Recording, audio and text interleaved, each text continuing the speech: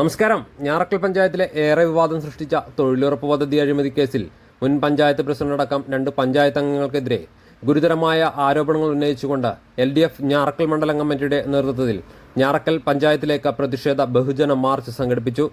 അഴിമതി കൈകളിൽ വിലങ്ങ് വീഴ്ത്തുക എന്ന മുദ്രാവാക്യം ഉയർത്തിക്കൊണ്ടും മുൻ പഞ്ചായത്ത് പ്രസിഡന്റായ ഷിൽഡ റിബേറോയെ ഈ അഴിമതി കേസിൽ അറസ്റ്റ് ചെയ്യുക, Shilda Ribeiro block panchayat member സ്ഥാനം രാജിവെക്കുക, ഈ അഴിമതിക്ക് കൂട്ടുനിന്നു എന്ന് ആരോപിക്കുന്ന ഞാറക്കൽ ഗ്രാമപഞ്ചായത്തിലെ പഞ്ചായത്ത് അംഗങ്ങളും കോൺഗ്രസ് നേതാക്കളുമായ AP ലാലു, PP ഗാന്ധി തുടങ്ങിയവരുടെ പങ്ക് അന്വേഷിക്കുക തുടങ്ങിയ ആവശ്യങ്ങൾ ഉന്നയിച്ചുകൊണ്ടാണ് ഈ പ്രതിഷേധ ബഹുജന മാർച്ച് സംഘടിപ്പിച്ചത്.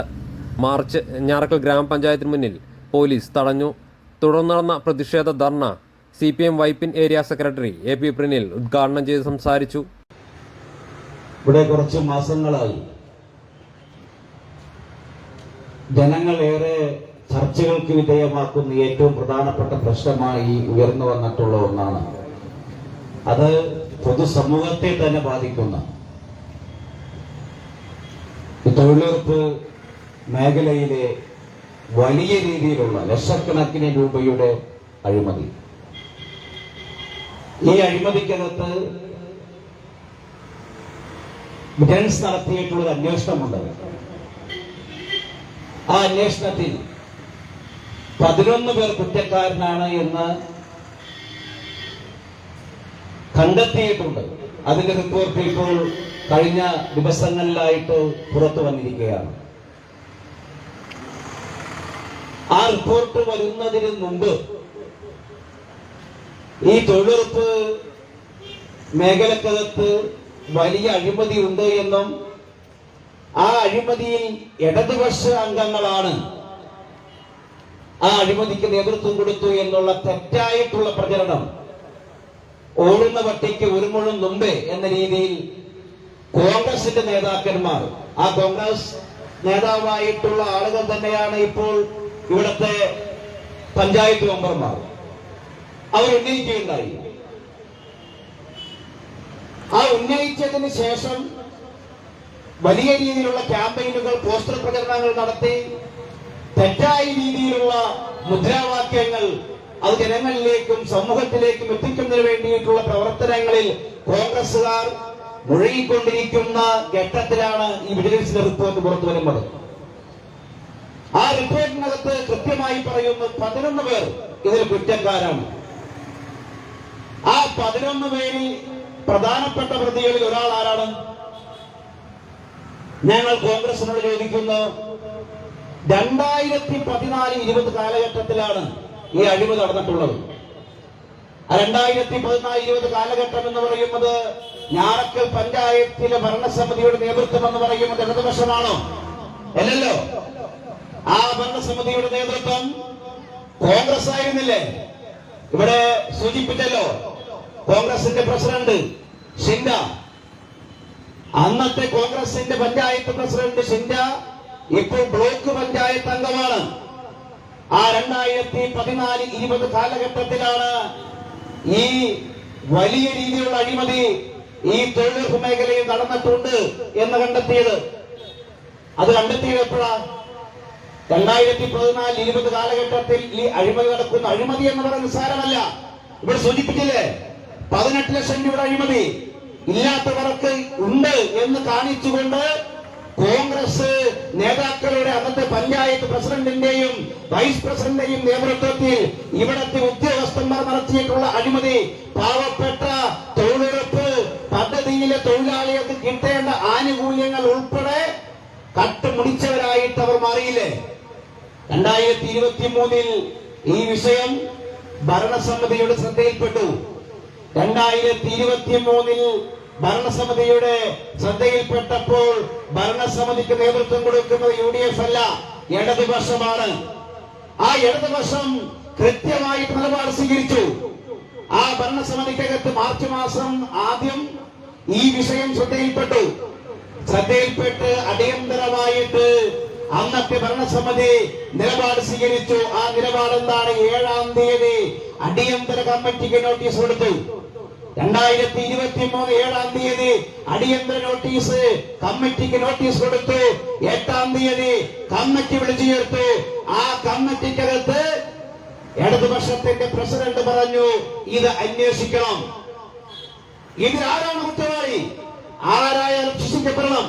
പൊതുസമൂഹത്തിന്റെ പാവപ്പെട്ടവന്റെ ഫണ്ട്, ആ ഫണ്ട് കട്ടുമടിച്ച് കട്ട് തിന്ന അതിൽ ഗുണഭോക്താവായിട്ടുള്ള ആളുകൾ ആരായാലും അവർ പൊതുജന സമൂഹത്തിലേക്ക് മുന്നോട്ട് വരണം. അവർ നിയമത്തിന് മുന്നിൽ കൊണ്ടുവരണം. ആ നിലപാട് സ്വീകരിച്ചത് കോൺഗ്രസുകാര നിങ്ങളല്ല, നിങ്ങളുടെ ഭരണസമിതിയല്ല, ഇടതുപക്ഷ ഭരണസമിതിയാണ്. അങ്ങനെ 2023 മാർച്ച് മാസം 8-ാം തീയതി ഇവിടെ അടിയന്തരമായി ചേർന്ന ഭരണസമിതി യോഗം പഞ്ചായത്ത് യോഗത്തിൽ വിജിലൻസ് അന്വേഷണത്തിന് ശുപാർശ ചെയ്തു. അത് വിജിലൻസ് അന്വേഷണത്തിന് ശുപാർശ ചെയ്തപ്പോൾ അത് പാടില്ല എന്ന് പറഞ്ഞുകൊണ്ട് പഞ്ചായത്ത് കമ്മിറ്റിയിൽ നിന്നും വാക്കൌട്ട് ചെയ്ത ഒരാളുണ്ട്. അയാളുടെ പേർ ഇന്നത്തെ പഞ്ചായത്ത് മെമ്പറും ഇവിടുത്തെ കോൺഗ്രസിന്റെ മണ്ഡലം പ്രസിഡന്റ് കൂടിയായിട്ടുള്ള ലാലുവാണ്. ഇല്ലേ? ഇല്ല എന്ന് പറയാൻ കോൺഗ്രസിന് സാധിക്കുമോ? 2020 നടന്ന അഴിമതി അത് അന്വേഷിക്കുവാൻ 2023 ഇടതുപക്ഷ ഭരണസമിതി അതിന് ശുപാർശ ചെയ്യുന്നു. അങ്ങനെ ശുപാർശ ചെയ്തപ്പോൾ ഈ പഞ്ചായത്ത് കമ്മിറ്റിയിൽ നിന്നും എന്തുകൊണ്ട് ഇന്നത്തെ പഞ്ചായത്ത് മെമ്പർ, അന്നത്തെ പഞ്ചായത്ത് പ്രസിഡന്റ്, മണ്ഡലം കോൺഗ്രസിന്റെ പ്രസിഡന്റ് കൂടിയായിട്ടുള്ള ലാലു വാക്കൌട്ട് ചെയ്ത്? അതെന്തിനു വേണ്ടിയിട്ടാ? എന്ത് വാക്കൌട്ട് ചെയ്യുന്നു? ഏത് അന്വേഷണവും നേരിടാൻ ഞങ്ങൾ തയ്യാറാണ്, ഞങ്ങളുടെ കൈകൾ ശുദ്ധമാണ് എന്ന് പ്രഖ്യാപിക്കേണ്ട ആളുകൾ തന്നെ ഒരു അന്വേഷണത്തെ നേരിടുവാൻ ഞങ്ങൾ തയ്യാറല്ല എന്ന് പറഞ്ഞുകൊണ്ട് പഞ്ചായത്ത് ഭരണസമിതിയെ വെല്ലുവിളിച്ചുകൊണ്ട് വാക്കൌട്ട് ചെയ്യുമ്പോൾ അതിലെന്താ അർത്ഥം? ഈ അഴിമതിയിൽ ഞങ്ങൾക്കും പങ്കുണ്ട് എന്നല്ലേ? വിജിലൻസ് അന്വേഷിച്ചു. വിജിലൻസ് അന്വേഷിച്ചിട്ട് ഇപ്പോൾ കൃത്യമായിട്ടുള്ള റിപ്പോർട്ട് പുറത്തു വന്നില്ലേ? ആ റിപ്പോർട്ടിനകത്ത് 11 പേർ കുറ്റക്കാരനാണ് എന്ന് കണ്ടെത്തിയിട്ടുണ്ട്. ഈ 11 പേരിൽ മഹാഭൂരിപക്ഷവും ഉദ്യോഗസ്ഥരാണ്. ആ 11 പേരിൽ ഒരു ജനപ്രതിനിധിയുണ്ട്. ആ ജനപ്രതിനിധി 7ാമതാണ്. ആ ജനപ്രതിനിധിയുടെ പേരെന്താ? ഷിൻഡ എന്നാണ്. അവർ ഈ പഞ്ചായത്തിന്റെ മുൻ പ്രസിഡന്റാണ്. ഇപ്പോൾ ബ്ലോക്ക് പഞ്ചായത്ത് മെമ്പറാണ്. ഈ അഴിമതിക്ക് നേതൃത്വം കൊടുത്തവർ അവരാണ് എന്ന് പോലീസിന്റെ വിജിലൻസ് വിഭാഗം കണ്ടെത്തിയിട്ടും അവർക്കെതിരെ നടപടി സ്വീകരിക്കുവാൻ കോൺഗ്രസ് നേതൃത്വം തയ്യാറായിട്ടുണ്ടോ? ഇല്ല. എത്രയാ എടുത്തത്? വിജിലൻസ് കണ്ടെത്തിയല്ലോ 18.5 ലക്ഷം രൂപ ഇതിൽ അഴിമതി നടന്നിട്ടുണ്ട്. ഇത് പ്രാഥമിക അന്വേഷണമാണ് കേട്ടോ. ഞങ്ങൾ പറയുന്നു ഇത് കൃത്യമായിട്ട് അന്വേഷിക്കണം. വിജിലൻസ് അന്വേഷണം പ്രാഥമികമായിട്ടുള്ള അന്വേഷണമാണ്. ആ അന്വേഷണത്തിൽ തന്നെ 18.5 ലക്ഷം രൂപ ഇവർ ഇതിൽ മോഷ്ടിച്ചു എന്ന് കൃത്യമായി കണ്ടെത്തിയിട്ടുണ്ട്. ഇത് ചെറിയ അഴിമതിയല്ല. ഈ തൊഴിൽ മേഖലയിൽ നടന്ന ഏറ്റവും വലിയ അഴിമതിയായി ഈ അഴിമതി മാറിയില്ലേ? ഞങ്ങൾ ചോദിക്കട്ടെ, അന്ന് 2014-20 കാലഘട്ടത്തിൽ കോൺഗ്രസ് ഭരണം, ആ കോൺഗ്രസ് ഭരിക്കുമ്പോൾ ഈ ഷിൻഡ എന്ന് പറയുന്നവരാണ് അന്നത്തെ പഞ്ചായത്ത് പ്രസിഡന്റ്. അവർ മാത്രമാണോ പ്രതി? അവർ മാത്രമല്ലല്ലോ. അന്ന് ഈ ഞാറക്കൽ പഞ്ചായത്തിലെ എല്ലാ ജനവിഭാഗങ്ങൾക്കറിയാം, കോൺഗ്രസുകാർക്കും അറിയാം, അന്ന് യഥാർത്ഥമായിട്ട് ഭരിച്ചുകൊണ്ടിരുന്നാരാ?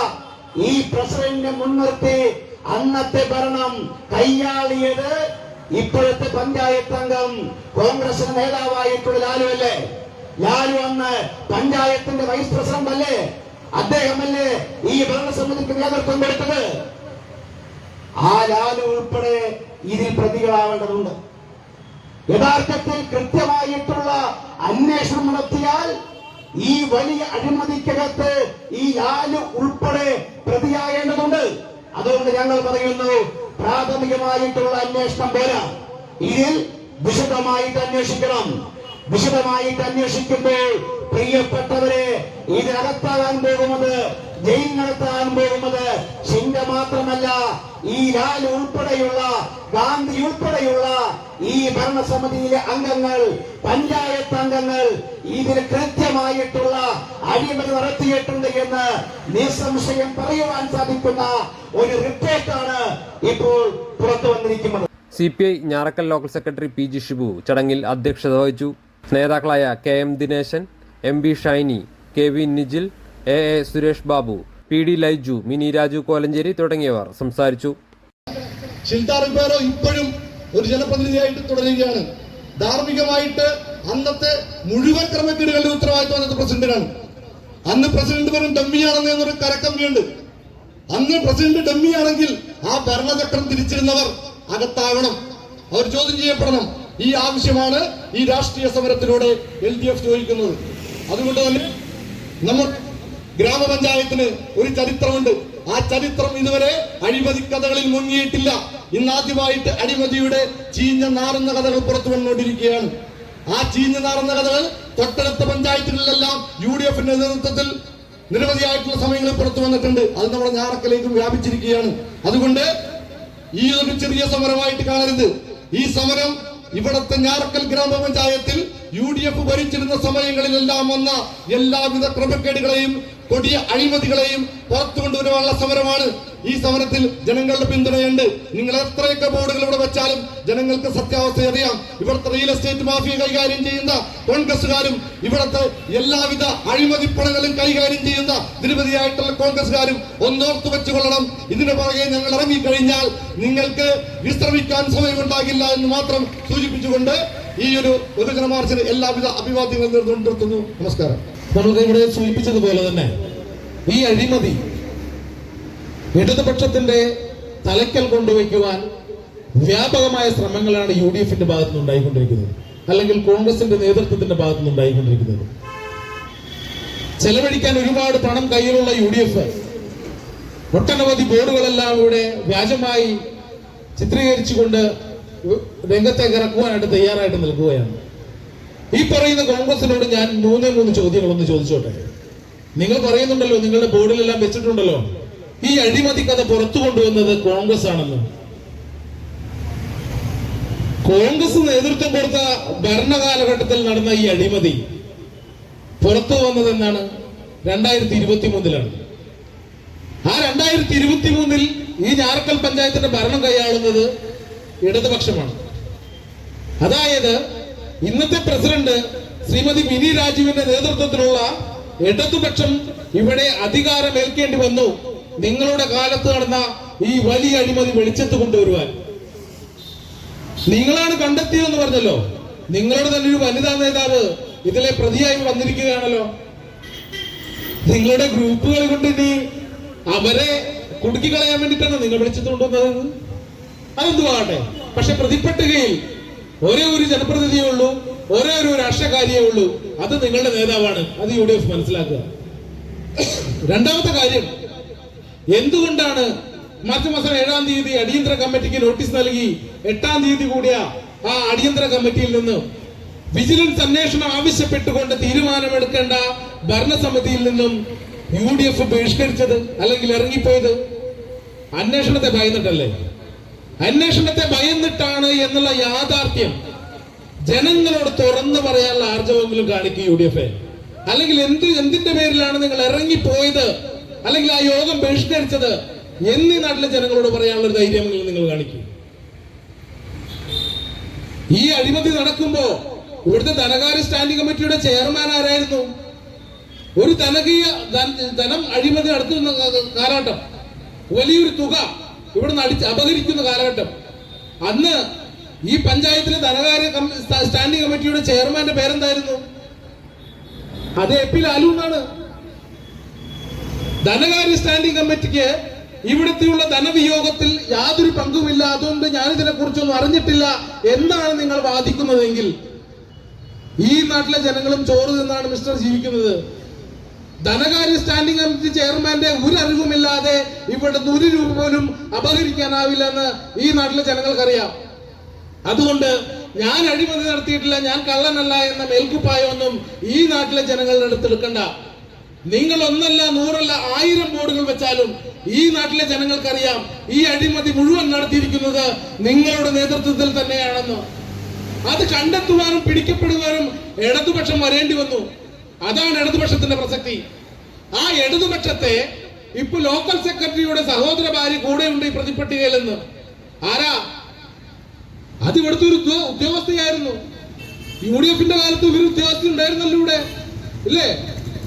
അങ്ങനെ ഒരു പ്രശ്നകാരത്തിയാണെന്ന് കണ്ടെത്തിയിരുന്നെങ്കിൽ എന്തുകൊണ്ട് നിങ്ങൾ അവരെ അവിടുന്ന് ഒഴിവാക്കാൻ തയ്യാറായില്ല?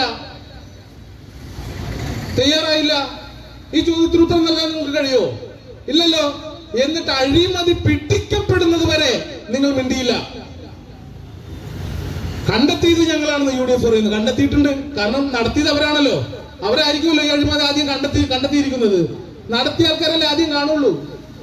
ഇടതുപക്ഷം കണ്ടെത്തിയ അന്ന് മുതൽ ഇന്നോളം ഈ അന്വേഷണം കൃത്യമായി പോകണമെന്നും ഇതിന് കൂട്ടുനിന്ന ഇവിടുത്തെ മുഴുവൻ ആളുകളെയും, ഇവിടുത്തെ ഉദ്യോഗസ്ഥർ മാത്രമല്ല, ഇവിടുത്തെ മുൻ പഞ്ചായത്ത് പ്രസിഡന്റ് മാത്രമല്ല, ഈ അഴിമതിക്ക് ആ പ്രസിഡന്റിനെ താങ്ങും തണലും സഹായങ്ങളും ഒരുക്കി നിന്നിരുന്ന ഇവിടുത്തെ UDF നേതൃത്വം, ഈ UDF നേതൃത്വം മുഴുവൻ പ്രതിപ്പട്ടികയിൽ ഉൾപ്പെടുത്തി അന്വേഷണം വ്യാപിപ്പിക്കണമെന്നും മുഴുവൻ പ്രതികളെയും രാഷ്ട്രീയം നോക്കാതെ ഈ നാട്ടിലെ ജനങ്ങളെ കബളിപ്പിക്കാൻ മുന്നോട്ട് വന്നിട്ടുള്ള മുഴുവൻ ആളുകളെയും കൽത്തുറുങ്കിലടക്കണമെന്നുമാണ് ഇടതുപക്ഷത്തിന് പറയാനുള്ളത്, ഇടതുപക്ഷത്തിന്റെ അധികാരികളോട് ആവശ്യപ്പെടാനുള്ളത്.